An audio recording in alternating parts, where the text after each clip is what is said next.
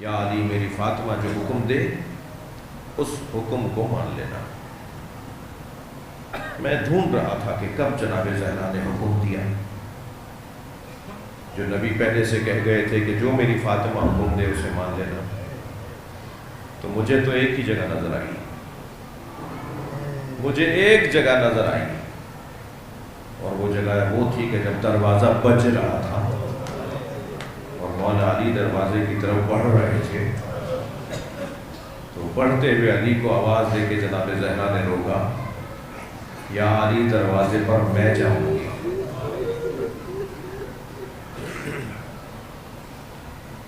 شاید اس دن کے لیے نبی کہہ کے گئے تھے میری فاطمہ حکم دے تو مان لینا، ورنہ دروازے پر گھر میں مرد ہو تو دروازے پہ عورتیں نہیں جاتی۔ اگر کچھ طے شدہ کام ہے جو ہونے جا رہا ہے، کچھ پہلے سے بتایا گیا ہے کہ کیا ہوگا، وہ منظر بننے جا رہا ہے، اس میں تو دو رائے نہیں۔ میرے سنی بھائی تشریف فرمائے، شبلی نعمانی نے الفاروق کے اندر، مولانا شبلی نعمانی نے الفاروق کے اندر لکھا ہے نا کہ ہم اس روایت کی سند تلاش نہیں کر پائے کہ بی بی کے دروازے پر آ کر آگ لگانے کی بات کی گئی۔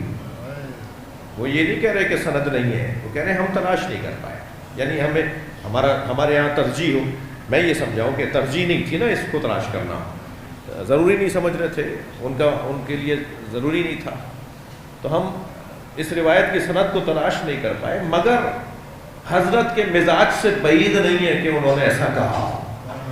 یہ الفاروق میں لکھا ہوا ہے، اردو کی کتاب ہے، بر صغیر کے عالم دین کی لکھی ہوئی کتاب، اور ہمارے یہاں کے کورسز میں پڑھائی جاتی ہے، ہمارے یہاں کے نصاب میں پڑھائی جانے والی کتاب۔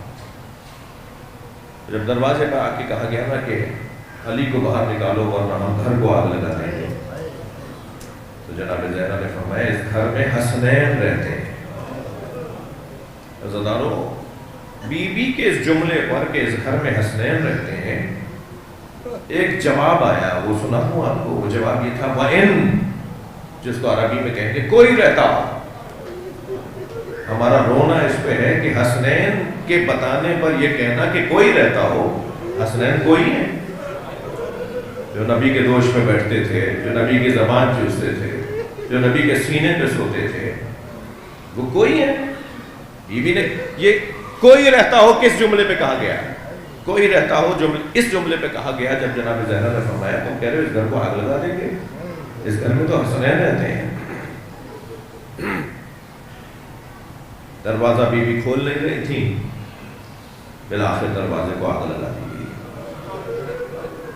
دروازہ آدھا جلا تو ایک شخص نے اپنے غلام سے کہا اسے لات مار کے گرا دے، اور اس نے جب اسے لات ماری تو جلتا ہوا دروازہ جناب زہرا کی طرف، اجرکم اللہ، جلتا ہوا دروازہ سیدہ کی طرف بڑھا۔ اس دروازے میں میرے پاس 43 کتابیں ہیں، اس پورے قصے سے متعلق اہل سنت کی 43 کتابیں ہیں، شیعہ کتابیں تو شاید 100 سے زیادہ ہوں گی۔ مولانا ڈاکٹر طاہر القادری کے جواب میں ہم نے وہ کتابیں لکھی تھی، ایک ترجمہ کی تھی، انہوں نے کہا تھا یہ شیعہ جھوٹ بولتے ہیں، شیعہ علماء جھوٹ بولتے ہیں، شیعہ ذاکرین ڈھونگ رچاتے ہیں، یہی جملے تھے ان کے۔ تو 1 سال تک میرا خون جلتا رہا کہ میں سید ہوں، میری دادی پہ ظلم ہوا، اور کہہ رہے کچھ نہیں ہوا۔ تو پھر بڑے بڑے علماء سے میں نے ہاتھ جوڑ کر کہا اس کا جواب لکھیے، لیکن اللہ نے مجھ پہ کرم کیا، الحمدللہ وہ کتاب ہم نے لکھی، 7ویں مرتبہ چھپنے گئی ہے، 1000 سے زیادہ لوگ شیعہ ہو گئے اس کتاب کو پڑھ کے۔ اچھا نہیں ہے میں اپنے بارے میں بتاؤں کہ ہم کیا نوکریاں انجام دی ہیں ہم نے۔ 43 اہل سنت کی کتابوں میں یہ واقعہ لکھا ہوا ہے، اس طرح کے موضوعات لکھے ہوئے ہیں کہ سیدہ کے ساتھ کیا ہوا۔ جب دروازہ گرا ہے جناب زہرا پہ، تو آیت اللہ فضل اللہ کوپانی ایک شیعہ عالم لکھتے ہیں کہ اس دروازے میں لوہے کی کیل تھی، وہ کیل جناب زہرا کی پسلیوں کو توڑتی ہوئے، اور جب زمین پر گری ہے نا جناب زہرا، اللہ آپ کو اس کا اجر عطا فرمائے، آپ کی آوازیں بلند ہو رہی ہیں، تکلف کر کے نہ روئے، جناب زہرا زخمی ہو گئی تھی، اور یہ واقعہ ہوا ہے نبی کے رحلت کے تیسرے دن۔ دیکھا امت سویم کیسا منا رہی ہے، نبی کا سویم ہو رہا ہے، نبی کی بیٹی کو مار کر نبی کا سویم منایا جا رہا ہے۔ یہ نبی کی رحلت کے تیسرے دن ہوا ہے۔ اب وہ تیسرے دن سے لے کے 75 دن کہیے یا 95 دن کہیے، شہادت کی تاریخ جو ہے، تو اتنی مدت تک جناب زہرا کیسے رہیں؟ روایت کہتی ہے دیوار کا سہارا لے کے چلتی تھی، اجرکم اللہ، جناب زہرا ہاتھ میں عصا لے کے چلتی تھی۔ اہل سنت کے مطابق 28 سال کی عمر تھی جناب زہرا کی، اور شیعہ راویوں کے مطابق 18 سال کی عمر تھی جناب زہرا کی جب شہادت ہوئی ہے۔ جی بعثت سے 5 سال پہلے دنیا میں آئی، یہ ہمارے سنی بھائی فرماتے ہیں، ان کے مطابق جناب زہرا 11 ہجری کے اندر 28 سال کی ہیں۔ بعثت کے 5 سال بعد دنیا میں آئی، یہ شیعہ برادری کہتی ہے، ان کے مطابق 18 سال کی ہیں۔ میں کہتا ہوں آپ 28 سال مان لیجئے، زیادہ سے زیادہ عمر مان لیجئے، زیادہ سے زیادہ 28 سال والی بیوی کیا عصا کا سہارا لے کے چلے گی؟ عزیزانو، جناب زہرا کی یہ کیفیت ہے کہ جناب زہرا کے ایک مرثیے میں آیت اللہ جوادی عامری نے پچھلے دنوں مولانا یہ مسائل پڑھے کہ جناب زہرا نے ایک دن بابا کو یاد کرتے ہوئے فرمایا، بابا اگر آپ نے اپنی فاطمہ کو دیکھا نا تو پہچان نہیں پائیں گے، اپنی فاطمہ کو آپ پہچان نہیں پائیں گے کہ آپ کے بعد میرے اوپر کیا گزری ہے، آپ کی بیٹی کے اوپر کیا گزری ہے۔ ایک بہت بڑے عارف گزرے ہیں آیت اللہ ستودہ، ان سے کسی نے پوچھا کہ جناب زہرا مولا علی کے سامنے مصلی پہ نہیں جاتی تھی۔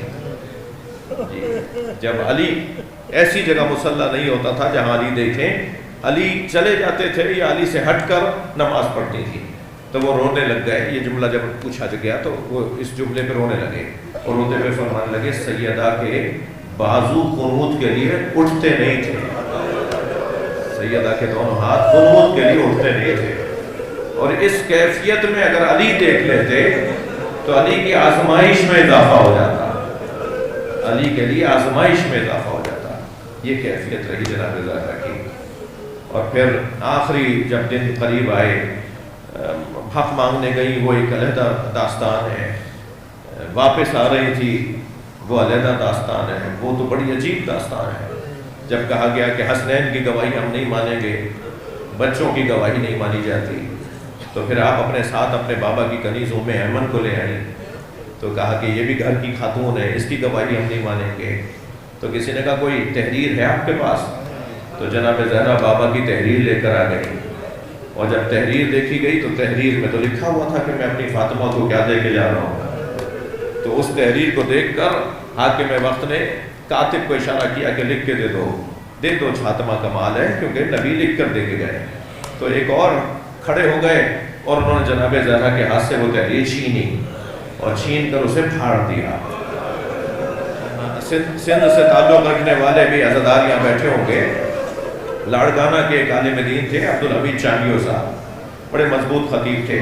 عبدالحمید چانڈیو صاحب جب یہ جو جملے میں پڑھ رہا ہوں نا، جب وہ پڑھتے تھے نا کہ جناب زہرا کے ہاتھ سے نبی کی تحریر لے کے پھاڑ دی گئی، اسے وہ جب پڑھنے لگتے تھے تو جیب سے کاغذ نکالتے تھے اس جملے کو، اور کاغذ کے ٹکڑے ٹکڑے کر کے ممبر سے نیچے پھینک دیتے تھے۔ ان کا انداز تھا، ان کا اپنا ایک طریقہ تھا، اسے ٹکڑوں کو نیچے پھینک دیتے تھے، وہ اترتے تھے ممبر سے اور ٹکڑوں کو بین کر لا کر ممبر پہ بیٹھتے، اور پھر روتے ہوئے لوگوں سے کہتے تھے بتاؤ کتنی دیر لگی۔ عزاداروں سے پوچھتے تھے بتاؤ یہ جو میں نے کیا اس پورے عمل میں مجھے کتنی دیر لگی؟ تو روتا ہوا مجمع کہتا تھا چند لمحے لگے۔ تو وہ کہتے تھے جنہیں تم چند لمحے کہہ رہے ہو فاطمہ بوڑھی ہو گئی۔ اس سوچ میں سیدہ کے بال سفید ہو گئے تھے۔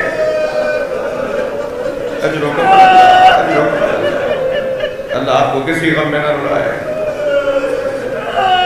عزادارو، دیکھ میرے ملنے والے مجھ سے کہہ رہے تھے کہ ان کی زوجہ کے ساتھ تناؤ تکرار، گھر میں اختلاف شدید چل رہا تھا۔ اسی دوران زوجہ نے پھر کچھ کہہ دیا اور مجھے غصہ آیا۔ وہ کہتے ہیں کہ میں نے ایک تھپڑ ایک تماچا مار دیا۔ 3 دن کے بعد مجھے احساس ہوا، مسلسل احساس ہونے لگا، اور 3 دن کے بعد میں نے اپنی بیوی سے جا کے معافی مانگی، دیکھو میں نے تمہیں مارا، مجھے معاف کر دو۔ تو میری زوجہ، وہ کہتے ہیں میری زوجہ کہنے لگی آئندہ کبھی ایسا ہو آپ کو اپنے غصے پہ قابو نہ آ رہا ہو تو اتنا ضرور خیال کیجئے گا ہمارے بچوں کے سامنے نہ مارے۔ جب آپ مار رہے تھے ہماری بیٹی دیکھ رہی تھی، وہ 3 دن سے بخار میں ہے۔ یعنی حتیٰ اگر باپ اپنی زوجہ اور بچوں کی ماں کو مار رہا ہو تو بچوں پہ کتنا اثر پڑتا ہے۔ سنیں گے امام حسن مدینے کی ایک گلی سے نہیں گزرتے تھے، جب وہ گلی آتی تھی رستہ بدل دیتے تھے، جب وہ گلی آتی تھی رستہ بدل دیتے۔ ایک چاہنے والے نے کہا مولا آپ اس گلی سے نہیں گزرتے، فرمانے لگے میں اپنی ماں زہرا کے ساتھ گزر رہا تھا، ایک شخص نے میری ماں زہرا پہ ہاتھ اٹھایا تھا، جب اس گلی میں آتا ہوں مجھے وہ منظر یاد آ جاتا۔ اجرکم اللہ، ہو گئی مجلس عزاداروں، آنکھوں میں آنسو آ گئے۔ جناب زہرا نے آخری دن جو شہادت کا دن تھا، اس دن مولا علی کو اپنے حجرے میں بلا کر وصیتیں فرمائی، علی میرے حسن کا یہ مزاج ہے، میرے حسین کا یہ مزاج ہے، میری زینب کا یہ مزاج ہے، میرے بچوں کا خیال رکھیے گا۔ چھوٹے بچوں کی ماں جب مر رہی ہوتی ہے نا عزاداروں، تو اس کی ساری فکر اس پر ہوتی ہے میرے بچوں کا کیا بنے گا۔ فرمایا یا علی تتزوج بعدی، میرے بعد شادی ضرور کیجئے گا، اور دیکھیے اس سے شادی کیجئے گا جو میرے بچوں سے پیار کرتی ہو۔ ہاں عزاداروں، مولا علی سے وصیتیں جب مکمل ہو گئی تو فرمایا آپ میرے حجرے میں حسن کو بھیج دیجئے۔ امام حسن آئے تو ان سے وصیتیں فرمائی، بیٹا تم میری کائنات کے امیر ہو، اپنے بہن بھائیوں کا خیال رکھنا۔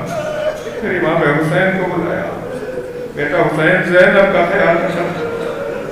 پھر جناب زینب کو آخر میں بلایا، اور جب بی بی 4 سال کی عمر ہے جناب زینب کی، جب بی بی زہرا کی شہادت ہو رہی ہے، امام حسن 6 سال کے ہیں، 5 سال کی امام حسین ہیں، 4 سال کی جناب زینب ہے۔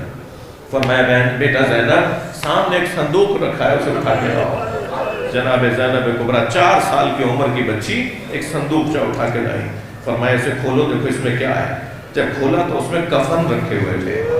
فرمایا زینب یہ جنت سے جبریل 5 پنجتن کے کفن لائے تھے، یہ جنت سے پنجتن کے 5 کفن اور 5 حنود جبریل امی لے کر آئے تھے، ان میں سے ایک کفن تمہارے بابا علی نے میرے بابا رسول کو دے دیا ہے، یہ 4 کفن رہ گئے ہیں، مجھے دکھاتی رہو میں بتاتی رہوں کون سا کس کا ہے۔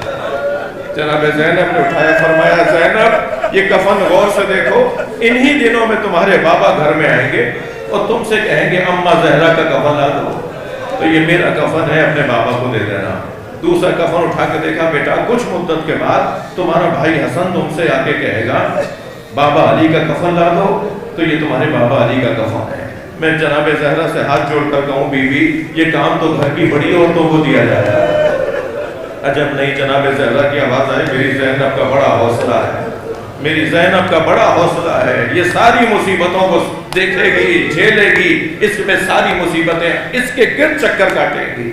پھر ایک اور کفن دکھایا، فرمایا اور کچھ مدت گزرے گی تو تمہارا بھائی حسین آئے گا اور تم سے کہے گا بھائی حسن کا کفن لا دو، تو یہ بھائی حسن کا کفن ہے۔ رونے والوں آخری کفن باقی رہ گیا۔ جناب زہرا نے اسے اٹھایا، دیکھا اور فرمایا زینب اسے غور سے دیکھو، یہ بھی تمہارے بھائی حسن کا کفن ہے۔ تو جناب زینب نے فرمایا اماں وہ پہلے والا بھی بھائی حسن کا تھا؟ فرمایا ہاں یہ دوسرا بھی بھائی حسن کا ہے۔ تو کم سن تھی نا تو بے ساختہ فرمایا اماں بھائی حسین کا کفن کون سا ہے؟ تو جناب زہرا نے فرمایا حسین کا کفن جنت سے نہیں آیا، میرا بچہ کربلا میں بغیر کفن کے کفن آئے گا۔ اجرکم اللہ، اجرکم اللہ، ہو گئی مجلس عزاداروں۔ جناب زہرا نے اپنے دونوں بچوں سے کہا جاؤ جا کے نانا سے کہو کہ اماں تکلیف میں ہے، جا کے نانا سے دعا کرو۔ گئے امام حسن امام حسین نبی کے روزے پر اور دونوں شہزادوں نے خود کو قبر رسول پہ گرا دیا اور نانا سے باتیں کرنے لگے، نانا ہماری ماں کو تکلیف ہے، نانا ہماری ماں سے چلا نہیں جا رہا، نانا ہماری ماں سے اٹھا بیٹھا نہیں جا رہا۔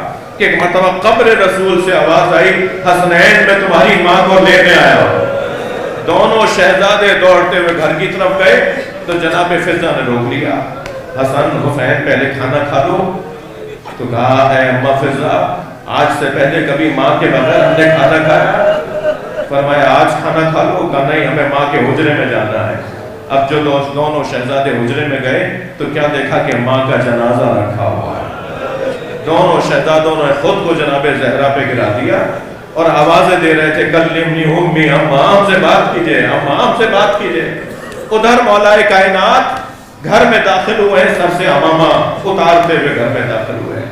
اور روایت یہ کہتی ہے جو علی خیبر فتح کرنے والا ہے، جس نے خندق کو فتح کیا، ان کے پیروں میں دم نہیں تھا، مولا علی سے چلا نہیں جا رہا تھا، بار بار زمین پہ بیٹھتے تھے اور پھر کھڑے ہوتے تھے۔ عزادارو غسل و کفن دے کے جنازہ تیار کر لیا گیا۔ بچوں کو آواز دے کر کہا حسنین، زینب، ام کلثوم، دیکھو اونچی آواز میں نہ رونا، تمہاری ماں کی وصیت ہے کہ اس کے جنازے میں کوئی شریک نہ ہو۔ آیت اللہ فاطمیہ سے میں نے یہ جملے سنے کہ جب جنازہ تیار ہوا اور بچے ماں کے قریب آئے تو بابا نے کہا تھا کہ رونا نہیں، تمہاری آواز کہیں محلے میں نہ چلی جائے۔ تو آیت اللہ فاطمیہ کہنے لگے کہ حسنین دانتوں میں آستین دبا کے رو رہے، اپنے دانتوں میں اپنی آستینوں کو دبا کے رو رہے کہ کہیں ہماری آواز بلند نہ ہو جائے۔ لیکن جب ایک مرتبہ شہزادوں کے لیے جنازے کو آمادہ کیا گیا تو امام حسن تو آگے لپٹ گئے، مولا علی کے کہنے پہ زینب آگے لپٹ گئی، مگر حسین دور کھڑے دیکھ رہے ہیں کہ ایک مرتبہ مولا علی کی آواز آئی حسین آؤ اپنی ماں کا آخری دیدار کرو۔ فرمایا بابا جب بھی ماں کے قریب جاتا تھا میری ماں مجھے گلے سے لگاتی تھی، آج حسین یتیم ہو گیا، حسین کی ماں گلے سے لگانے کو تیار نہیں ہے۔ پہلا معجزہ جناب زہرا کا ظاہر ہوا، کفن کے بند کھلنا شروع ہوئے، سیدہ کے دونوں ہاتھ باہر آئے۔ مولا حسین نے ماں کو ہاتھ پھیلائے دیکھا تو ایک مرتبہ دوڑتے ہوئے آئے اور سینے سے آ کے لپٹ گئے۔ بی بی کے دونوں ہاتھ حسین کے پشت پر آ گئے۔ اب جو روایت کہتی ہے وہ روایت یہ ہے کہ دو رونے کی آوازیں آ رہی تھیں، ایک جناب زہرا کے رونے کی آواز تھی اور ایک امام حسین کے رونے کی آواز تھی۔ حاطف غیبی کی آخری جملہ، حاطف غیبی کی آواز آئی علی حسین کو علیحدہ کر لیجئے۔ اس منظر کو دیکھ کر عرشی فرشتوں میں کوہرام بپا ہے۔ میں آپ سے بس پوچھ کر مجلس کو مکمل کر رہا ہوں، کس چاؤ سے، کس لاڈ سے مولا حسین کو مولا علی نے ماں سے علیحدہ کیا ہوگا، پیار کر کر کے علیحدہ کیا ہوگا۔ سلام ہو سکینہ پر، بابا کے لاشے سے ہٹائی گئی تو تازیہ میں مارے گئے، تماچے مارے گئے، بیٹی بابا کو موڑ موڑ کے دیکھتی رہی۔